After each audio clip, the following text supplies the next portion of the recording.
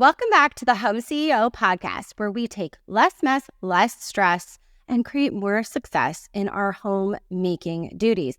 Now, today is a very exciting day because I am chatting with my good friend, so cool I get to call her that, Yumna. You may know her as Feel Good Foodie, but she is here on this sizzling episode of the podcast because we're going to cook up a storm with her. So I thought we could kick off that we're twinning today. We showed up on the podcast and we're both in denim. So there's something to be said for that, isn't there? We are gene machines today. I love it. So I wanted to invite you on. I want to hear your background, your inspiration. I want to get to this new cookbook that I cannot wait to binge read in my bathtub with a cup of tea. So many great things to cover today in the podcast. Let's just kick it off with, what is Feel Good Foodie? Why did you create it? And tell us about you. So I basically created it almost 11 years ago as just a way to learn how to cook a little bit healthier because, or just learn how to cook in general, because I grew up with a mom who just made everything look so easy and just had the best home cooked meals. And so when I got married and started having my own kids, I realized that I don't know how to cook. I couldn't even make a pot of rice. And I was so spoiled because I would go to my mom's house and just pick up literally anything that she made that day. She would make plenty of it for my husband and I. And when I finally moved away and started having my own family, I felt like I wanted to bring that joy and magic of these home-cooked, easy home-cooked, beautiful meals to my family. And so I decided to learn publicly by going on Instagram and just starting to take whatever my mom taught me, but also just take what the internet was giving me and cookbooks were giving me, and just sharing all the things I was learning about what is quinoa and why is it good for you and how do we, eat more chia seeds, etc. And before I knew it, people were hooked. They loved the simplicity of the recipes. They loved, how approachable they felt. And they also loved the fact that my kids were eating everything that I was sharing. That's so important. I think that's my hardest area in my home is my kids are very picky and I'm making 4 dinners. So you've definitely helped me simplify that and make like little hidden ingredients. So my kids have no idea they're getting extra fiber or protein, but they totally are. Tell us a little bit about your daily routine. Like, walk us through what it looks like to be you right now as a content creator.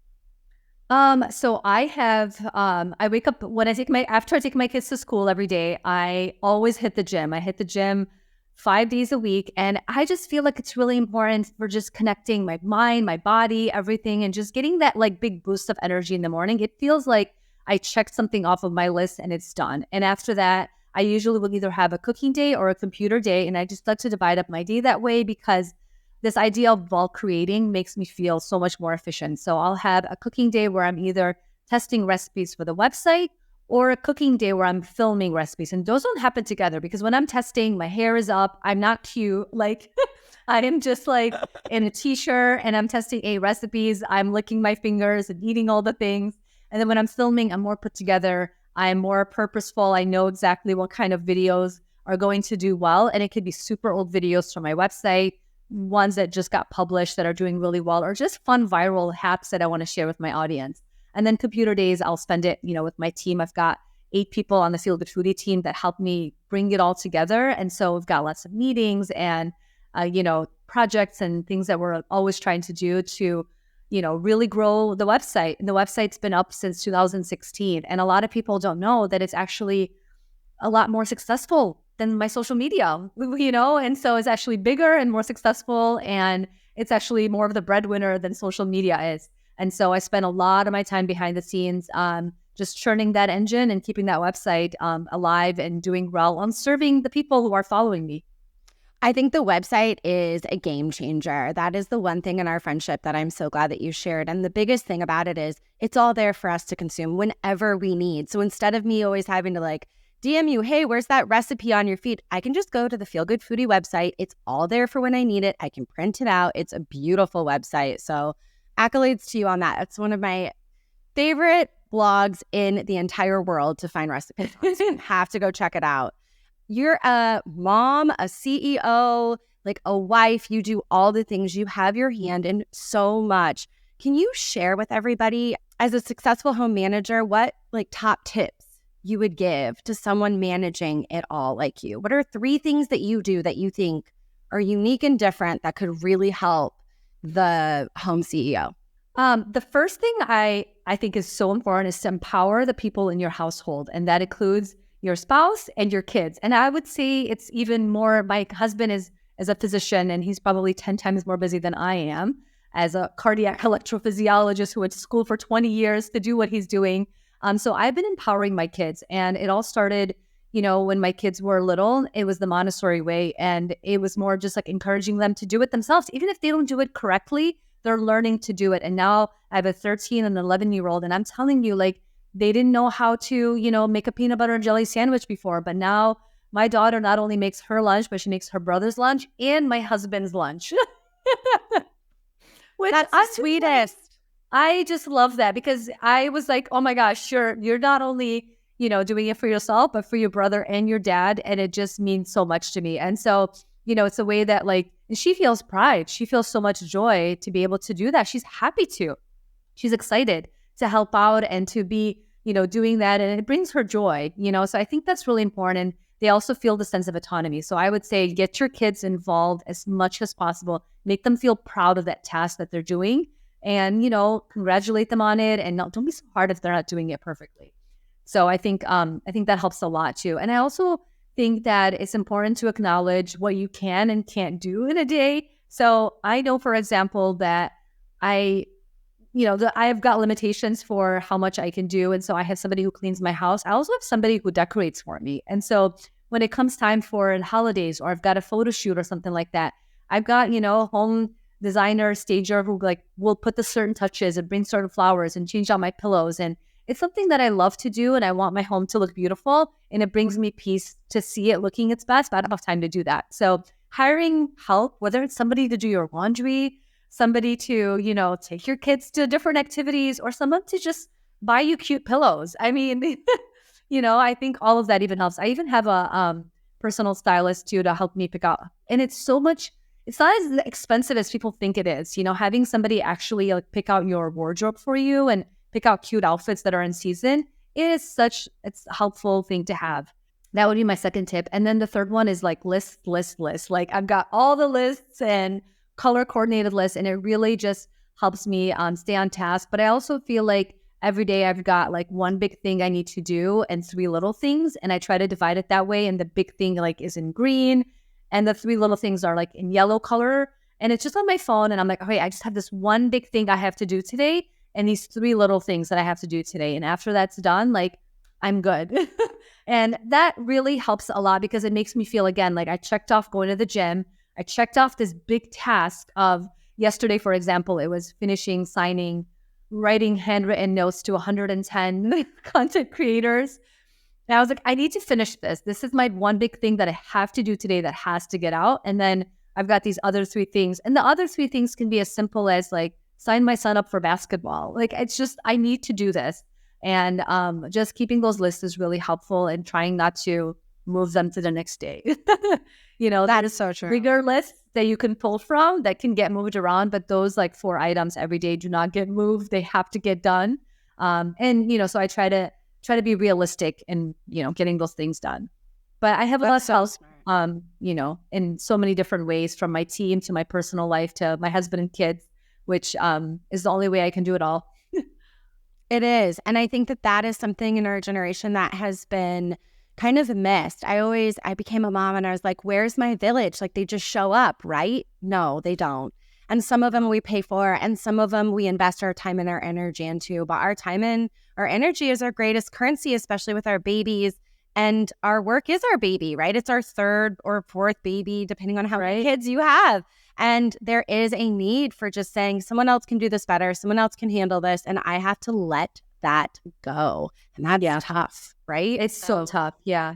And even on my website, I found myself doing things like I used to, a year and a half ago, I was making collages for every single recipe that would go up. And each collage might take me like 30 minutes or so, but I was doing like 4 of them a week. And so I was spending 2 hours making collages every week. And I'm like, so I literally hired a person, and her only job for 3 or 6 months was just to make collages. That's it. That's all she did. And then I was like, oh, wait, you're really good at that. Let me give you another thing. Let me give you another thing. And so sometimes for me, it felt overwhelming to hire somebody. I'm like, I literally just need a person just to make a collage. Like, is this kind of silly to hire someone for this one small task? I'll just do it myself, you know? And sometimes you feel like, oh, no one's going to want to do this task. But if it's a task that you're doing and you enjoy doing or did it for a long time, there's always somebody who would love to help you, who's willing to take the extra money, you know? So don't be afraid to hire people for as little as the tasks feel. That's so smart. Really good advice. Okay, we're going to take a turn here. In a world where like social media often highlights perfection, you are very authentic. When I talk to you here or on the phone or WhatsApp or in your DMs, you are exactly who you are in your social media presence. How do you do that? You know, it was really hard. The first time that stories came up, I felt like I didn't know who I needed to be. And I also remember like the picture that I had up was like, I had really short hair at the time and like a pearl necklace. And I didn't know what kind of picture I needed. So this was like in 2014 when, you know, stories, we didn't really have stories and people didn't get to see us. And I remember when I would meet people in real life, they're like, oh my gosh, like that's not how I imagined. You seem so formal online, you know? And like, I'm like, yeah, I look like a politician's wife online, the way like my hair was all like shortcut and I got the pearl necklace. And, you know, and a lot of people were just shocked by that. And I'm like, this was early on because I had 10 years of working in business and marketing before I did social media, influencer business, basically. And so in that time that I did that, you know, I showed up very professional every day, like in slacks and button-down shirt. And so when I started showing up online, I felt like that's how I needed to show up. And when I would meet people in real life, they were always like, that's not how I imagined. And it was just like an eye-opener for me. Like, why am I showing up a little bit differently? And so I started to just, you know, as stories started coming up and as we started sharing more and more about our personalities and doing more videos, I started to think about like making those videos or doing stories. Like I'm talking to my sisters. I've got 2 sisters who are my best friends. And I will just show up and you do the same way. You do such a great job of it. I feel like when you show up in my stories, I just feel like, yeah, she's talking directly at me and only me. I'm the only person who exists in the story right now. And that's how I wanted people to feel like I'm talking to my sisters, I'm talking to my best friend. And, you know, and then, you know, I feel like that was key to just showing up the way you are, because really the people who are following you are like your sisters. They're a community, they care about us. And when they see us succeed, they're so happy. I've heard people say like, oh my gosh, seeing you publish this book, it feels like my sister published a book. And when I see you on TV, I literally like clap and like get goosebumps, excited for you because I've seen your journey for 10 years. And so keeping that in the back of my mind has really helped me to just show up more authentically. Like, these people, they're my community. They're my friends. There's nothing to be intimidated about. There's no need to show up any differently. Like I am who I am. And, you know, let me just show them the real raw me, you know? But I will say I always have concealer on because if I don't, I look like someone beat me up. I just have really dark. But then once you put concealer on, I feel like I need to put a little mascara on. So I do show up with makeup, but I also feel like it's something that I always have on in real life too. Like I need that concealer and mascara. I'm 41, like... I love that. No, I'm the same way. And every time I go out to like my grocery store and someone's like, oh my gosh, you are Nicole. I'm like, yep. So you're going to see the real me like in person. I wear very little makeup, but I wanted that to be the case as well. Like when I talk to you on any platform, it doesn't matter. I'm getting you. And I think there are a lot of creators out there that put a lot of perfection out there. And you miss it. Like I love seeing you show up in your graphic tee and your blue jeans and like your son is on a reel and I feel like I'm in your home.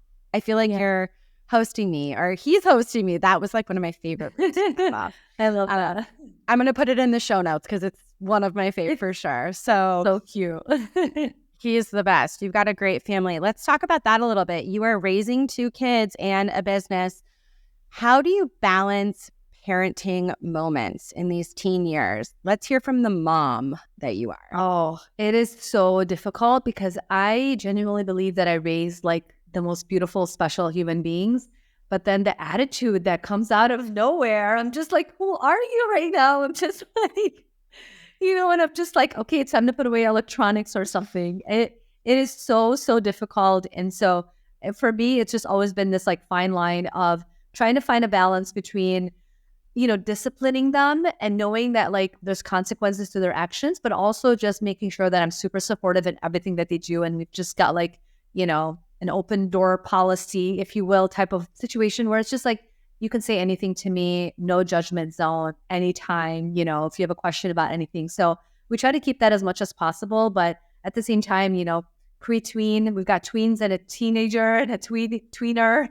And it's not easy because they're like, well, I don't want to do this, and I don't want to dress in slacks, and I don't want to do my homework, and I want to watch a little bit more of this. And it's not easy at all, and I like cherish the times when they were younger and just listen to everything that I said. But it's also brings me a lot of joy. And so, yeah, I just try to find, a balance of being super supportive and super like friendly with them, but at the same time, stern with expectations. So they know what the expectations are, and they know at the end of the day, all their actions have, like reactions, and everything they do, like you're hurting another person, or you're helping another person, or you're making somebody else's day better or worse. So I think that tends to help a lot too. They're not kids. They're not little anymore. They have, they have to understand the consequences to their actions. And I think it's just preparing them for the real world little by little, with just like gentle parenting, by still like, while still being, tough when necessary. I grew up in Africa where if I didn't do something right, like I was literally hit on my hand by a ruler, not only by my parents, but also by my principal, by my teachers. And it was normal to do that. And it was just like, this is what happened. You get a spanking, you get a hit on your hand, and you get a physical, and so stepping away from that and just trying to do things a little bit differently now, it's interesting because it's first generation and, thought of doing that. Absolutely. How do you handle technology? You are on social media and you have a 13-year-old. How are you going to handle that, or how are you handling that? Well, my daughter just got a phone, which she just turned 13 2 months ago. And so I feel proud of myself that I held on for so long, because I think she was literally the last person in 7th grade to get a phone.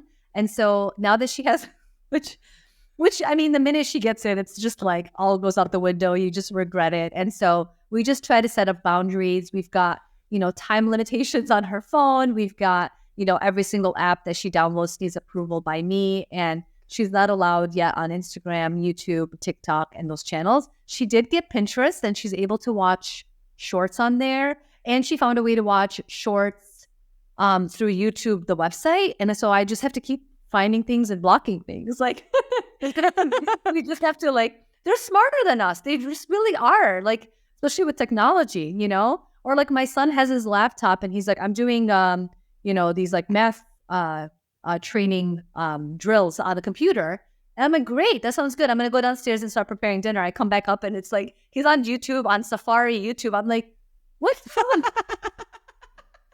And I'm just like, oh my goodness. It is just, and I missed the day. So when my daughter was a little bit younger and she would go on her iPad, I can see when she was on her iPad because of AirDrop. Like you can AirDrop something to them. And from my office, I would yell upstairs. I'd be like, I know you're on your iPad. And she'd be like, how do you even know? I'm like, moms know everything. And it was cute back then because they didn't know about the AirDrop. Now they know everything. They know more than I do. And it's just like having to keep, trying to set boundaries as much as possible. And then also just keeping them super busy. Like I just have them in so many things, so there isn't as much time for them to rely on that technology. I grew up, like I said, in Africa where we played all the time. We just grew up in different times. Even when I moved to the US, we were outside so much. We were with our friends, and it's such a different time. And it scares me with the technology. It scares me so much.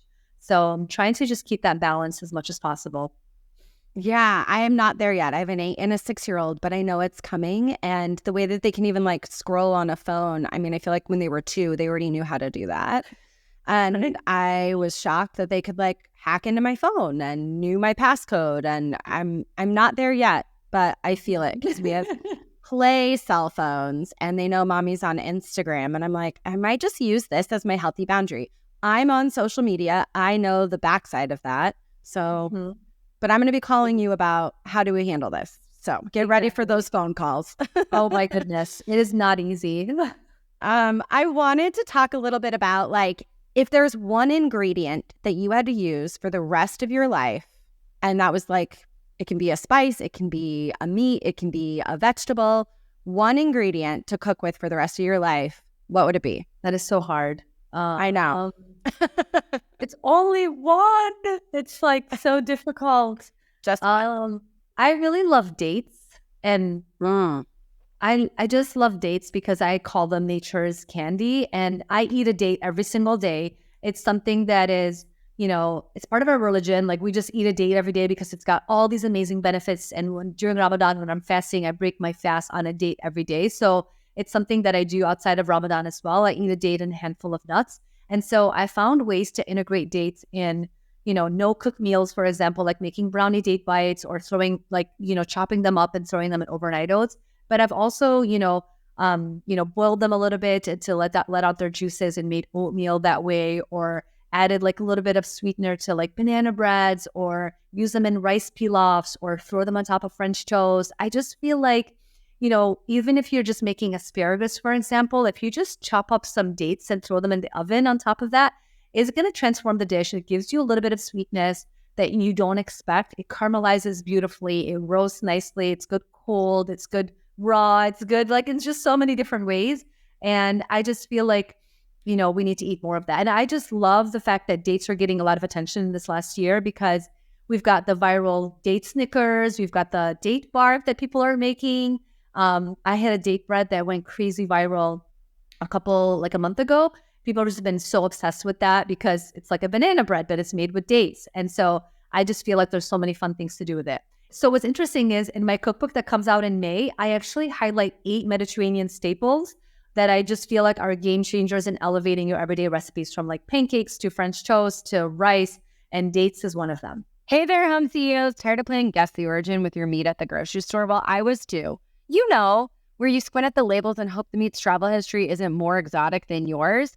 I want to introduce you to Good Ranchers. This one, I've done the homework so you don't have to. They're born and bred right here in the USA, and their meat is as local as your favorite coffee shop. So since 2018, they've been bringing families back to the dinner table, where all great change in America starts.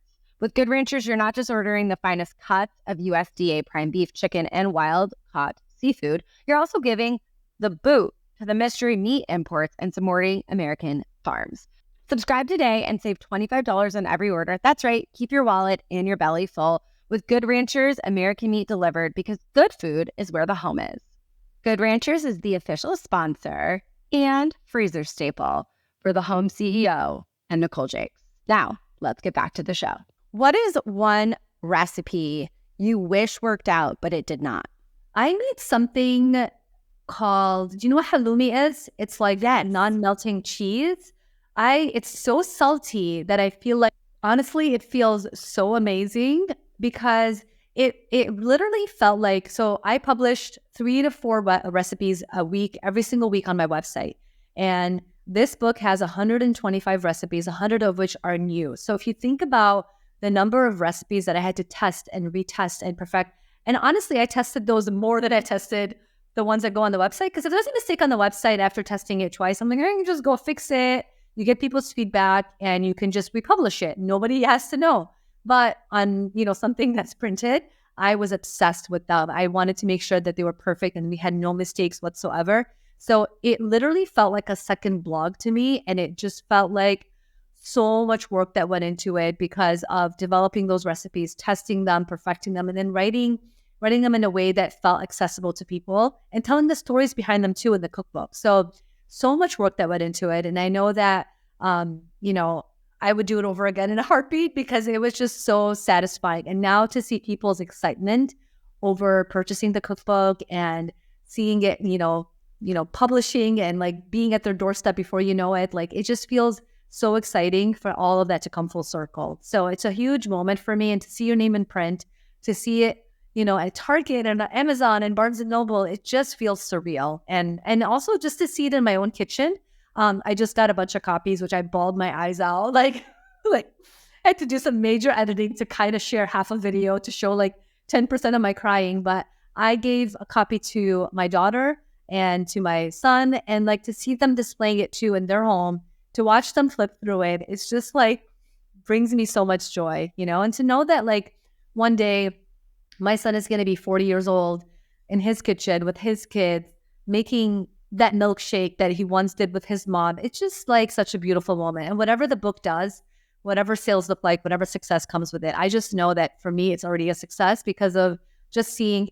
My daughter literally hasn't stopped cooking from it since it came to our house. Like she, like every day she flips it, she goes, what are we making today? And so she's so excited. She loves to bake, and she's literally working through the snacks and the dessert chapters and just making everything. And every time she makes something, my husband comes home and he's like, she made this? I'm like, by herself, I promise you, she made this. She's 13 years old. Like, he's like, that speaks volumes about your recipe. And I'm like, I just feel so proud, to see like her doing these recipes. So already it's a huge success for me. I'm so, so happy. And I also believe that this is the kind of book that's going to help people in their homes as well, to just bring more joy to their meals and just make healthy cooking feel more accessible. So it's wedding season, and one of my hostess tips, or like wedding guest tips, is that I put together like my top 10 cookbooks that taught me how to cook differently, healthier, easy, my go-tos. And I cannot wait to include it in the 12 weddings I have this season, because I feel like it is such a staple. People are like, I don't cook, I don't know how to cook. And I don't believe that statement. You just need a great recipe that is easy and tangible with ingredients that you can find and isn't so overwhelming. And I feel like this entire cookbook is just that.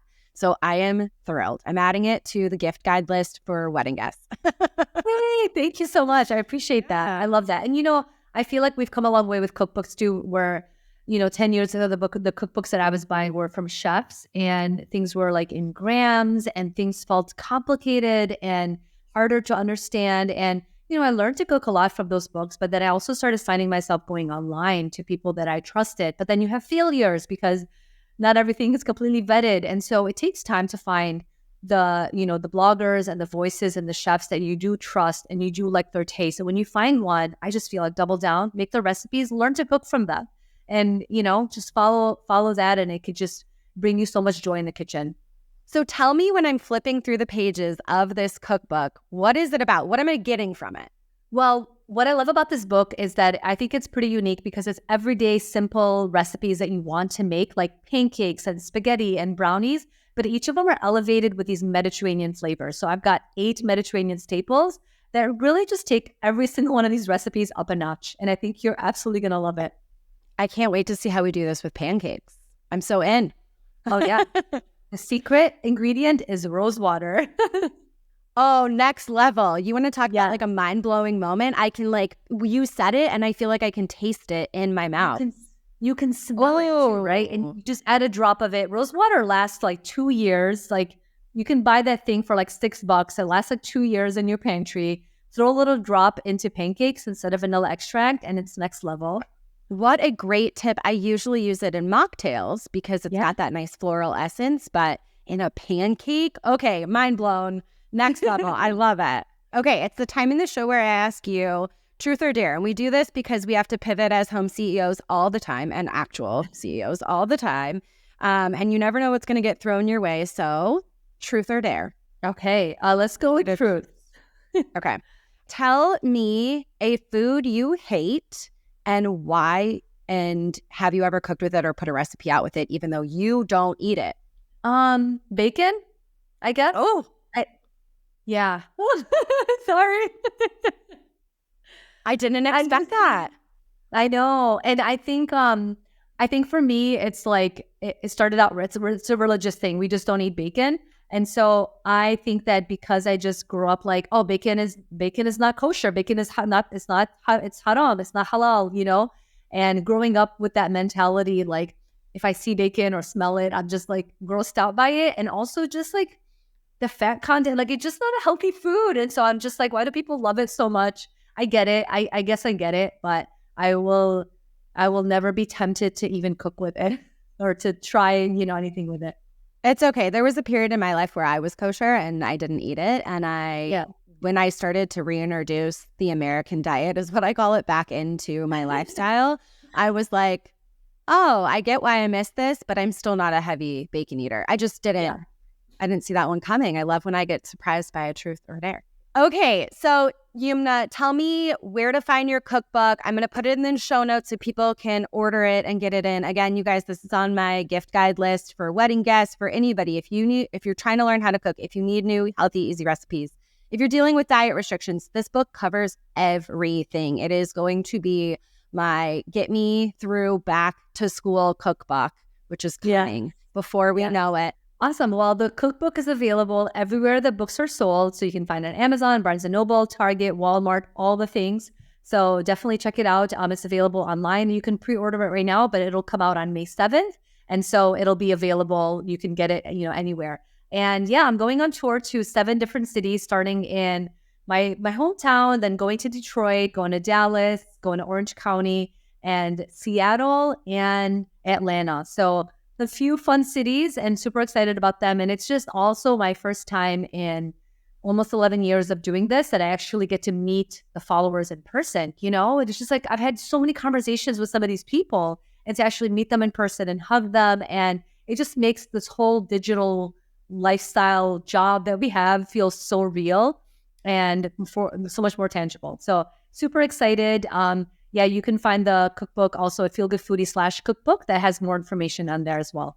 That's awesome. And you can find her on any social media channel out there, Instagram, TikTok, Feel Good Foodie. You're the best. I feel like you make me a better home CEO, and I can't say that to many, but you are definitely one of them. So thank you for being on the show. Thank you for spending your time with me. I adore you, and I can't wait to meet you in Seattle. I'm going to make the drive up there, and we are going to get to hug in person because Yes! I can't wait. I'm so excited. Super excited too, Nicole. Thank you so much.